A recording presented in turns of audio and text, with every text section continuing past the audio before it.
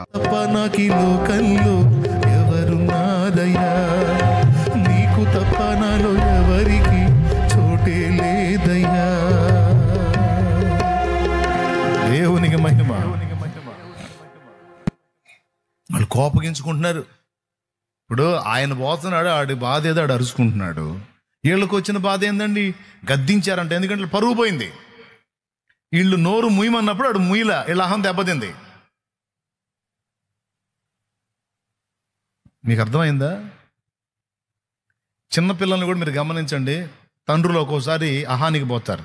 వాడిని రేయ్ నోర్మై అంటారు. వాడు ముయ్యడు, ఇంకొంచెం పెద్దగా ఏడుస్తాడు. అప్పుడు ఇతను అహం దెబ్బతింటది.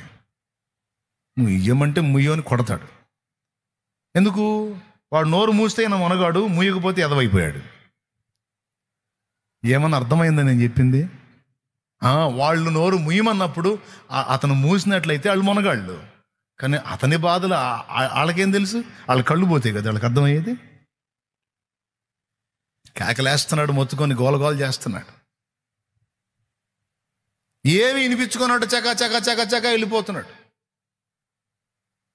అయ్యా ఏందయ్యా ఇంతమంది జనం పోతున్నారు, ఏందయ్యా అంటే నీకు తెలియదా? నజరేయుడు యేసు ఈ మార్గాన్ని పోతున్నాడు. అయ్యా యేసు, నజరేయుడని యేసు వేసాడు కేక. అయ్యా ఎంత దూరం వెళ్ళాడయ్యా? చాలా దూరం వెళ్ళాడా? దగ్గరలోనే ఉన్నాడంటే దూరం వెళ్ళిపోయాడయ్యా. నా కేక అందడా? వేసాడు కేక, దావీదు కుమారుడా నన్ను కరుణించు, దావీదు కుమారుడు.